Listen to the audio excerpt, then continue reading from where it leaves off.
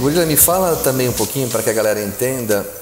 Eu sei que, não sei, me parece que foi breve, mas você também é um conhecedor. Como é que foi a passagem pelo vegetarianismo, veganismo? Como é que impactou isso na sua cabeça? Que experiência você tirou disso? E o que ficou? E o que você usa ainda hoje, né? Legal.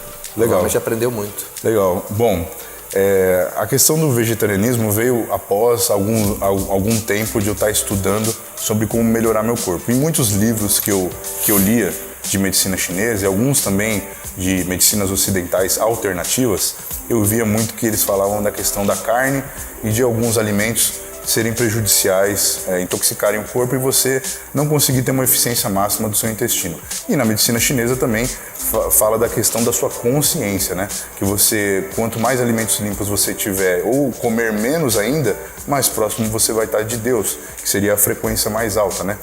Então, eu pesquisando isso e também, conforme minha condição financeira não estava boa naquela época, quando eu estava passando, acho que foi a minha pior crise financeira. Que ano foi de isso, vida. Gorila? Foi quando eu voltei pro Brasil, quando eu decidi voltar pro Brasil. E dali eu não estava conseguindo, eu conseguia, claro, ganhar um dinheiro, mas para me manter como atleta era algo muito difícil. Então apareceu a oportunidade que o Itinho veio me oferecer de ter minha própria casa e eu falei, cara, eu vou bater nisso porque vai ser uma segurança que eu vou ter futuramente, entende? Eu vi isso como um investimento, posso dizer assim, claro, de vida. E ali eu comecei a gastar o dinheiro que eu não tinha também, né, para fazer o terreno. Então eu fui descontando isso no quê? Na minha comida. E aí eu pensei, agora é o momento certo para eu testar o veganismo e o vegetarianismo para eu ver se eu consigo limpar meu corpo de uma vez por todas, né? Foi providencial ali a situação toda, ou você aproveitou da situação? Eu fui fluido, né, vamos dizer assim. Sim. Eu vi o que estava acontecendo e eu não quis bater de frente. Eu fui... Você foi no curso do Rio? Isso, tá bom. Basicamente. Dali eu comecei a testar alguns alimentos, né? E eu comecei a perceber que proteínas vegetais para mim não dava certo. O trigo para mim não dava certo também. E aí eu comecei a ficar indignado. Eu falava assim, caramba, eu tô comendo muito limpo, mas mesmo assim eu não tô conseguindo atingir esse nível de saúde que eu quero. Aí que eu comecei a estudar sobre os biotipos, os tipos sanguíneos, né? E a sua dieta em relação a isso. Tá. Mas isso é um outro assunto que a gente entra depois. Porém, quando eu estava no vegetarianismo, o que eu mais senti foi leveza no corpo, leveza de consciência, calma. Eu tinha uma serenidade, até hoje eu carrego ela, foi uma das coisas que eu aprendi. Foi muito nítido, se a gente comparar e lembrar daquela época com a ingesta de carnes. Você consegue se lembrar? Consigo. Eu era muito revoltado. Era uma raiva que eu não tinha raiva de uma pessoa em si. Eu não queria matar aquela pessoa, agredir ela. Não, era uma revolta que eu tinha dentro de mim. Acontecia alguma coisa e eu usava essa revolta no meu treino, entende? Era um combustível. Sim, de certa forma, sim. Se você sabe mas usar. Mas fazia mal. Sim, porque era muito, né? Não, mas então, tóxica. Sim, isso que você falou, tóxico. Se você for olhar na medicina chinesa, o rim, o fígado, ele tá ligado ao sentimento de raiva quando ele tá sendo muito usado. Sim. E se eu comia de tudo, então você imagina como é que tava meu fígado nessa época. Então por isso que eu acho que eu sentia tanto essa raiva. Quando eu fui pro vegetarianismo, eu fiquei muito calmo, como eu te falei, muito sereno, até de certa forma passivo, uma coisa que eu não gosto. E quando eu voltei a comer de novo, hoje eu sinto também isso, só que num grau muito menor que antes e, vamos dizer assim, muito mais equilibrado. Talvez porque você se tornou consciente. Sim, do que eu faço. E claro que hoje eu como muito melhor. E dali vieram algumas bases, porque dali que eu descobri o levedo de cerveja, que hoje em dia é um dos alimentos que eu creio ser principal na minha dieta. E é uma proteína muito boa. Você sabe, Gorila, aqui no Brasil, na 80 e poucos, tal, que a gente começou... não tinha suplementos, como você sabe, e a gente usava muito levedo. Sim, antigamente se usava muito levedo e se você for ver, ele é um super alimento. O teor de complexo B que ele tem, é monstro, as proteínas que ele tem, o carboidrato e as enzimas digestivas que ele contém também, para cereais, né? Que eu acredito que funciona melhor com arroz no caso. Tudo isso, você vê, eu não prestava atenção nisso, eu pensava só proteína, carbo e gordura. Eu só pensava nos macros, eu não pensava no que aquele alimento ia me trazer. Eu olhava só a tabela e falava, isso aqui tem carboidrato, tá bom. Se faz bem ou não pra mim, não importa.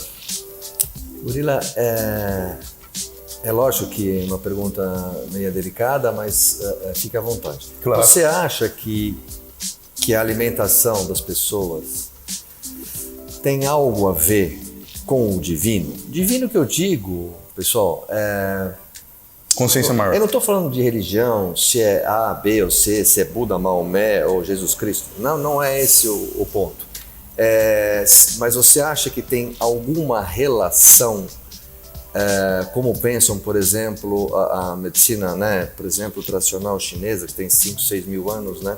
E nós aqui do Ocidente, não é que é melhor ou pior, mas é muito diferente. Sim. E essa experiência toda, que você foi muito a fundo, e os chineses dizem, né, que eu gosto muito, que a consciência se dá no contraste, né? Então, e isso tudo que aconteceu com você, você acha que tem alguma ligação ou não? Você acha que é o funcionamento orgânico de um corpo? Não, eu vejo totalmente a relação da alimentação com a capacidade espiritual do indivíduo.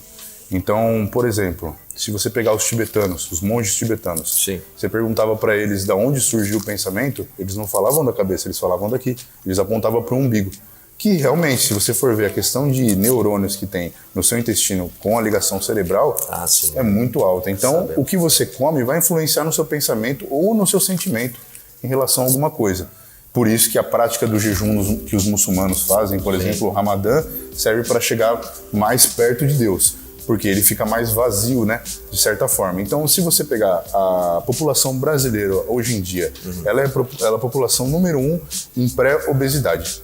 Obesidade é Estados Unidos, mas o Brasil é os pré-obesos. Então, você olha a maioria da população, dificilmente você vai ver alguém magro. Nós estamos já em 60% da população brasileira obesa. Então. 60%. Então. E aí você pega quando um cara é magro, normalmente ele é magro de ruim, ele não é um magro saudável, é um cara que não come porque não quer, ele não tá pensando, eu vou ficar magro.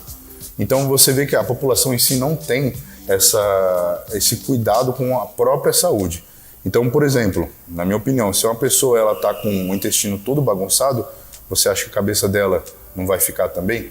Então eu vejo que uma pessoa que come muito, tem um intestino muito avantajado, normalmente ela não consegue pensar ou se conectar com o que quer que você seja. sabe que a síndrome do intestino irritado no Brasil galopa de aumento. Sim. Azia também, problemas digestivos com acidez, doenças de Crohn refluxo também, vixe, um monte, né?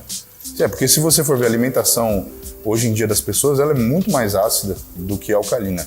Então, se você vai no mercado, 80% do mercado é coisa embalada. E dessas 80%, quase todas têm açúcar, por exemplo. Até as salgadas, elas têm açúcar.